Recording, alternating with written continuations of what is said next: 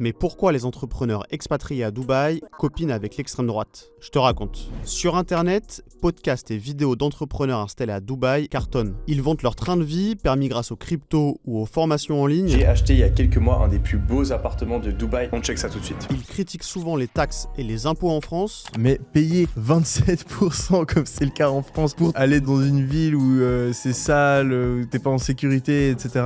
Là, ça te passe plus en travers de la gorge. Et reprennent parfois les paniques morales de l'extrême droite. Tu peux t'identifier à un meuble.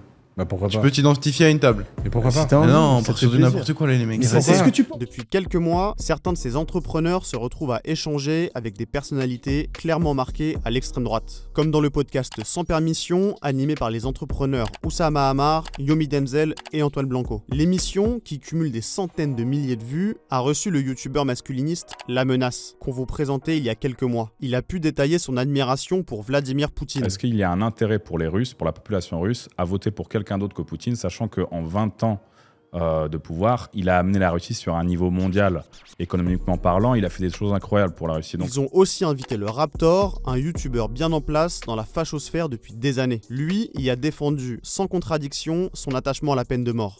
Tout pays normal en fait a la peine de mort. On a interviewé Oussama Ammar qui, en libertarien convaincu, assume le choix de ses invités problématiques. Quel que soit son bord politique, si quelqu'un a quelque chose d'intelligent à dire, il mérite d'être invité. Lui-même est allé faire des vidéos avec d'autres figures de la fachosphère. Chez Thaïs Descuffon, ancienne porte-parole de Génération Identitaire, est connue pour ses propos racistes et antiféministes. Ou avec le youtubeur El Ryan, un temps proche de figures comme Papacito ou Valek, et lui aussi violemment antiféministe. Oussama Ammar explique qu'il y va pour apporter une contradiction, mais il se retrouve quand même souvent d'accord avec eux. Tu m'as convaincu en un argument. Ok.